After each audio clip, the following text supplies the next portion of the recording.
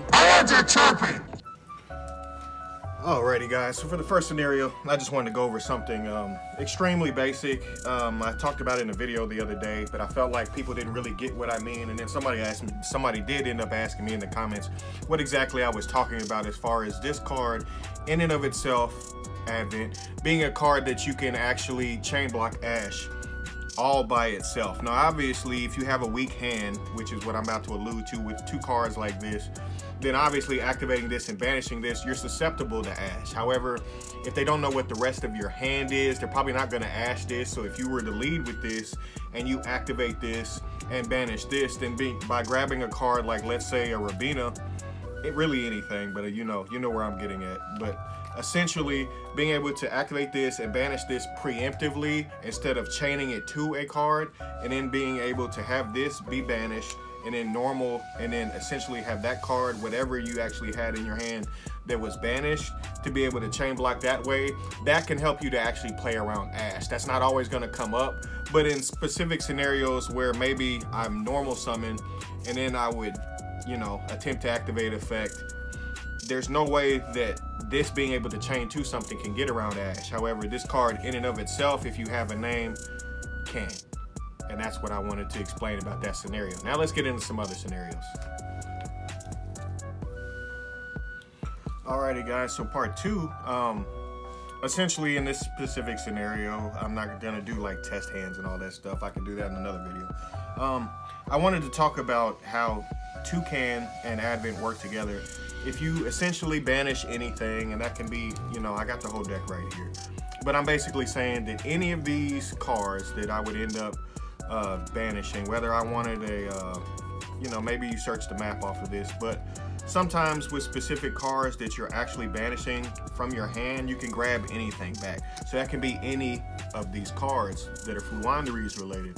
So as far as Advent is concerned, you're going to get the card back. What people don't realize is that you can actually banish the impin and then be able to grab it right back with a card like Toucan, thus making this card even more consistent than a lot of people understand it to be, because they don't realize they can use this card in and of itself.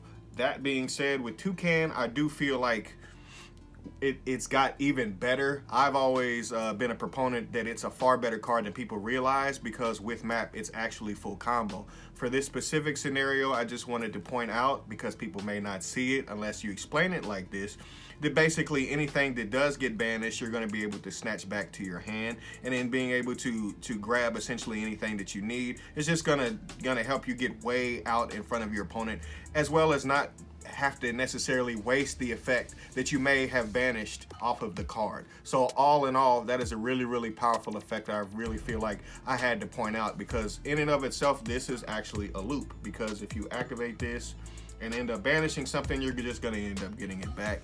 And in several games, I think I have a live duel coming tomorrow, I believe. I had people vote it out, and I think that got second, so that'll be next up. But I literally in the duel ended up banishing this and then grabbing it right back, and I didn't have to use Eaglin, and it was a specific scenario like that. That being said, let's get into another scenario. Alrighty guys, so in this one, and forgive me for the lighting change a little bit, and I'm also, my basement is kind of weirdly lit. I wanted to show the Ryza loop, and I don't feel like it's that complicated. I just feel like some people sometimes I've said it before to other Floowandereeze players in my locals, and they looked at me kind of confused, so I just wanted to explain. Normally, when you pass turn, it's normally something like this. Let's just say, map, let's just pick one. Let's just say you only have the trap. Sometimes you got both. You pretty much, it's a high percentage of the time it's game over. But essentially, let's just say Shifter is in the grave. This is my grave. Just hope you can see it. If it's not, it's off the screen, then whatever. But essentially, going on your opponent's turn, maybe they normal summon a card, and then just like usual, if they don't have a card to answer the win-win, you activate, and then you start to normal summon. Everybody knows what happens from there, that you go from here to here to here to here. Bottom line, when you get to a Stree, so which is pretty much the point that I'm trying to make, and it can either be Stree itself being able to banish the card and then pitch another one, or let's just say it's another random card, another level 4 or lower, you know, just I'll take toucan. Doesn't matter what it is. Could be DD Crow, could be anything. The other side of the riser loop essentially is here. If they do normal summon and you get all the way to here and you searched here and then you pretty much get to this point, you're good as gold, because from here, with the shifter being in the graveyard, being able to tribute over the top, and then from there being able to put a card like shifter back on the top of the deck, essentially puts them right back under the same loop. Now sometimes there's different stuff like riser looping itself by bouncing itself, or it can essentially tribute, only taking one tribute over the top of an impin.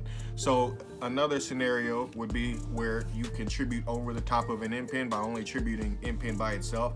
This happens maybe once every couple locals. It'll happen because it's like necessary, and I don't want to fully, like, I've been under summon limit before and I had to like bounce that card and I didn't want to waste Rise's target, and then I had to like keep them under the card. There's just funny weird scenarios like that where essentially that's going to come up where you have to tribute over the top of a card like this. But just in case it isn't, being able to bounce itself, it can target itself to be able to do the same thing again, along with the additional cards. And obviously if you tribute over the top of a win, I really feel like it's important to understand all of the aspects of Riser as well. And I hope that I've touched on all of them in a quick sense. I feel like I don't want to deep dive it. If you don't know by now, I don't feel like you're ever gonna know. But just for the people that may not know, I hope I've explained that well enough. And let's get into another one. Alrighty guys, so on this last one, I just wanted to talk about Smorg Bird of Perfection, which I'm going to blow it up for you guys on the screen a little bit just so you can see it. It specifically says while face up on the field. This card is also a wind attribute. You can only use each of the following effects of Smorg Bird of Perfection once per turn during your main phase. If you normal summon or special summon a winged beast, monster, or monsters, you can reveal this card in your hand, and then immediately after this effect resolves, normal summon one Smorg monster. If it is normal summon, you can send one Smorg monster from your deck to the graveyard and then add one Smorg spell or trap from your deck to your hand. Okay guys, so generally with this card, I'm not a big fan of it. I'm not a proponent of it, but it is a good card because of the chain blocking aspects that you've already seen in the OCG, but some people may have never actually seen it in action.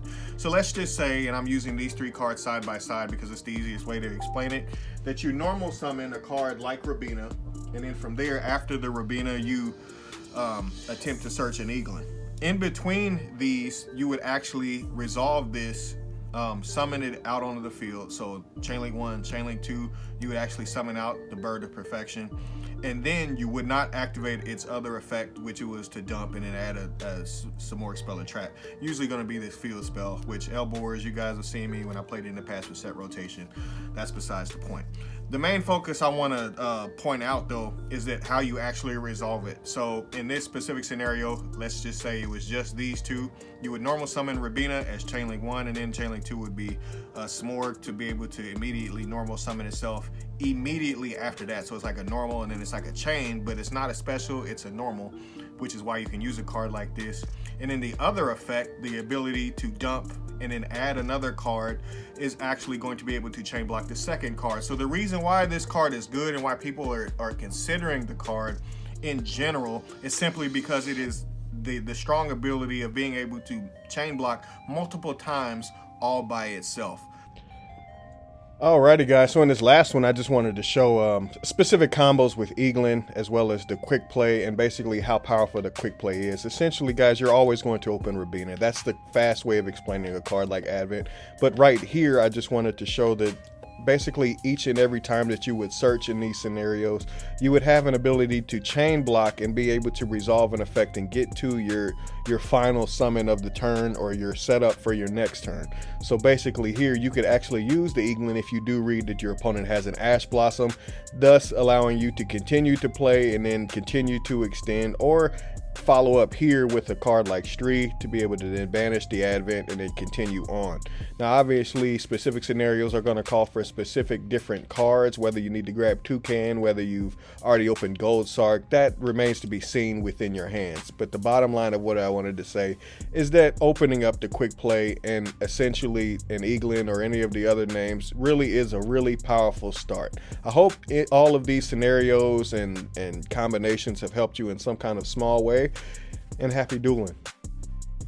Pegasus out. Chabelo.